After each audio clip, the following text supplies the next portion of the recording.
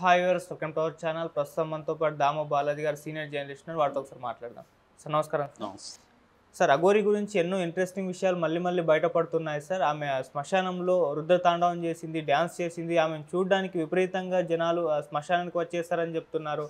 అలాగే ఆమె ఒక ప్రైవేట్ ఆసుపత్రి కూడా ఏర్పాటు చేసిందని కూడా వార్తలు అయితే వినిపిస్తున్నాయి సార్. అంటే ఎందుకు ఆమె గ్రోత్ కనిపిస్తూ ఉంది, గెటప్ కూడా మార్చడం మనం చూస్తున్నాం. ఆ వీడియోలన్నీ కూడా సోషల్ మీడియాలో వైరల్ అవుతున్నాయి. ఏం జరుగుతుంది సార్ అఘోరి గురించి ఇప్పుడు ప్రస్తుత అప్డేట్ ఏంటి? ఒక పక్క పుష్ప ద రూల్ నడుస్తూ ఉంది, ట్రైలర్ అదంతా.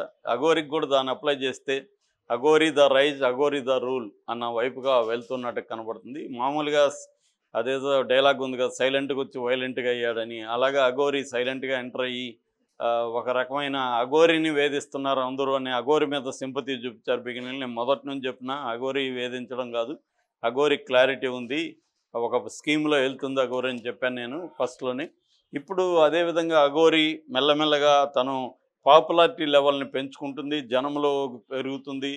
రాను ఏంటంటే అఘోరికి అర్థమైపోయింది మీడియాని ఎలా డీల్ చేయాలి, బాగా స్టడీ చేసినట్టుగా కనబడుతుంది. తన వెనక గైడెన్స్ కూడా ఎవరో ఉన్నారు, కొంతమంది ఎవరో ప్లాన్డ్గానే అఘోరిని ప్లాంట్ చేశారా అన్న డౌట్ కూడా చాలామందికి ఉంది. ఎందుకంటే అఘోరికి కారు ఎవరిచ్చారు, ఐఫోన్ ఎవరిచ్చారు, ఈ తిరగడానికంత ఖర్చులు ఎవరు స్పాన్సర్ చేస్తున్నారు, ఇవన్నీ కూడా ఇంకా బయటికి రావాల్సి ఉంది. అట్లాగే అఘోరిని ఎవరు అక్కడ హిమాలయాల నుంచి ఫోన్లో యూట్యూబ్ మన దాని ఏమంటారు వీడియో కాల్స్లో అఘోరిని గైడ్ చేయడం, ఇదంతా కూడా కొద్దిగా మిస్టరీగానే ఉంది.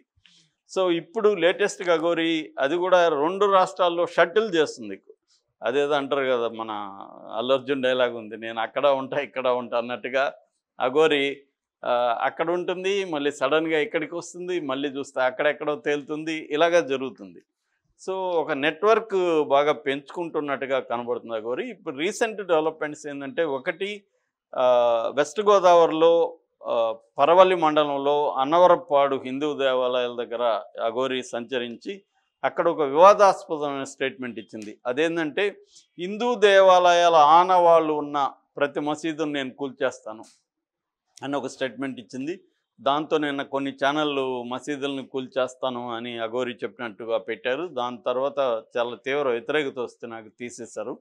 సో అఘోరి చెప్పింది ఏంటంటే, హిందూ దేవాలయాల్ని ఆక్యుపై చేసుకొని ఎవరన్నా, అంటే రామ జన్మభూమి బాబ్రీ మసీద్ వివాదంలాగా ఉంటేనే ఒక వివాదాస్పదమైన స్టేట్మెంట్ ఇచ్చింది.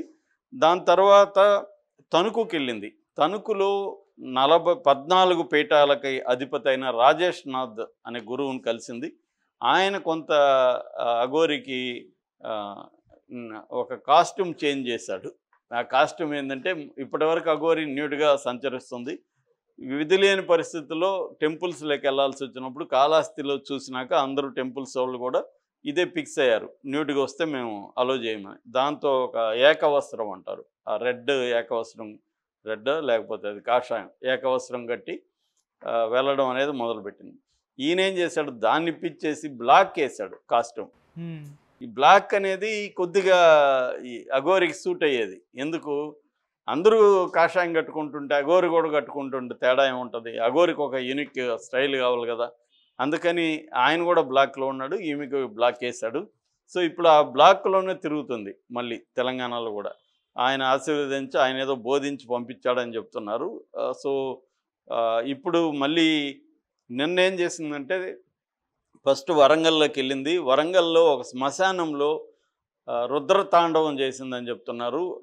దేనికి చేసావు రుద్రతాండవం అంటే, అత్యాచారాలని నిరోధించాలని ఒక స్టేట్మెంట్ ఇచ్చింది. దాని తర్వాత ఇంకొక డ్రాస్టిక్ స్టేట్మెంట్ ఏంటంటే, ఎవరైనా అత్యాచారం చేస్తే, లైంగిక అత్యాచారం, వాళ్ళ అంగాన్ని నేను కట్ చేస్తానని ఇంకొక స్టేట్మెంట్ ఇచ్చింది. సో ఈ అఘోరి కొద్దిగా రాడికల్ అఘోరిగా ఉంది, మిలిటెంట్ అఘోరి అనమాట. దాని తర్వాత గోహత్యలు, లోక కళ్యాణం, సనాతన ధర్మం, ఈ కాన్సెప్ట్లు చెప్పింది. అయితే ఆ రుద్రతాండవం చూసి జనాలు భయంతో పరుగులెత్తారని చెప్తున్నారు. అది కొంతమంది ఏమో వీడియోలు తీశారు, కానీ అవన్నీ డిలీట్ చేయించిందని కూడా చెప్తున్నారు. తాండవాన్ని బయట రాకుండా చూసుకుందని చెప్తున్నారు. దాని తర్వాత ఇంకొక ఇంట్రెస్టింగ్ ఆస్పెక్ట్, అఘోరి ఎదుగుతున్నదనే దానికి ఎగ్జాంపుల్గా ఇది చెప్పుకోవచ్చు మనం. ఖమ్మం జిల్లాలో మధిర స్మాల్ టౌన్ ఉంది, ఆ మదిరిలో ఒక ప్రైవేట్ ఐకేఆర్ హాస్పిటల్ ఏదో ఉంది, దాని పేరు ప్రైవేట్ హాస్పిటల్ ఓపెనింగ్కి అఘోరి వెళ్ళింది. అక్కడ యజ్ఞం చేస్తూ ఉంటే యజ్ఞంలో పాల్గొంది, వాళ్ళు ఆహ్వానించారని చెప్తున్నారు. అక్కడ ఆల్రెడీ చీఫ్ గెస్ట్గా వచ్చిన మన ఉప ముఖ్యమంత్రి భార్య బట్టి విక్రమార్క భార్య, ఆమె నందిని, ఆమె అక్కడ ఉంది. ఆమె అఘోరిని పలకరించి అఘోరికి పాదాభివందనం చేసి కాసేపు అఘోరితో ముచ్చటించిన వీడియోలు కూడా బయటకు వచ్చాయి. అంటే ఈమె మెల్లగా ఇప్పుడు ఉప ముఖ్యమంత్రి భార్య స్థాయికి వెళ్ళింది. ఆమె పాదాభివందనం చేసిందంటే ఇంక మామూలు జనం పరిస్థితి చెప్పాల్సిన వల్ల. రెండోది, మామూలుగా ఎక్కడో అనామకంగా హిమాలయాల్లో ఉన్న అఘోరి ఇప్పుడు హాస్పిటల్ ఇనాగరేషన్ చేసే స్థాయికి వచ్చిందంటే ఇక అందరూ అఘోరిని పిలుస్తారేమో. పెద్ద పెద్ద షాపులు వాళ్ళు, ఎందుకంటే మామూలుగా సినిమా వాళ్ళని పిలిచేవాళ్ళు లేదా రాజకీయ నాయకులు వస్తారు. ఇప్పుడు అఘోరి ప్రారంభోత్సవం అనేది ఒక కమర్షియల్ యాంగిల్లోకి వచ్చినట్టుగా తెలుస్తుంది.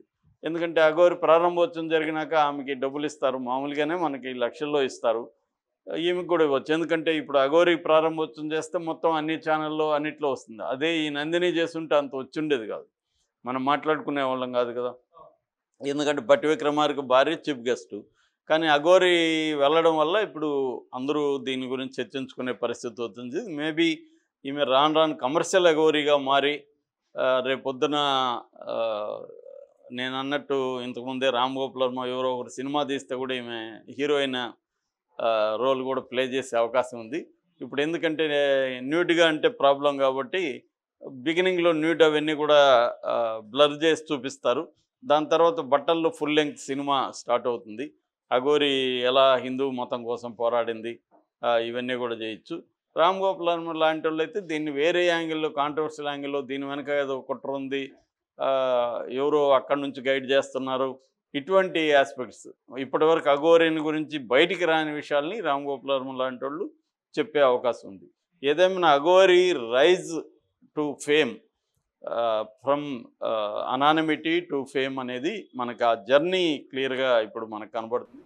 అఘోరికి కూడా ఎలా కాంట్రవర్సీలు క్రియేట్ చేయాలి ఏందనేది వచ్చేసి ఫస్ట్ ఏమో అఘోరి ఆత్మార్పణం చేసుకుంటా, సూసైడ్ చేసుకుంటా అని కాంట్రవర్సీ క్రియేట్ చేసింది. మెల్లగా బెదిరించడం మొదలుపెట్టింది.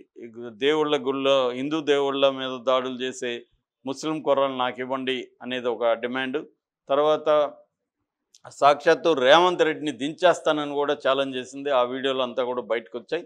ఇప్పుడేమో మసీదుల్ని కూలగొడతా, అంటే హిందూ టెంపుల్ని ఆక్యుపై చేసుకున్న మసీదుల్ని కూలగొడతా అని ఒక స్టేట్మెంట్ ఇచ్చింది.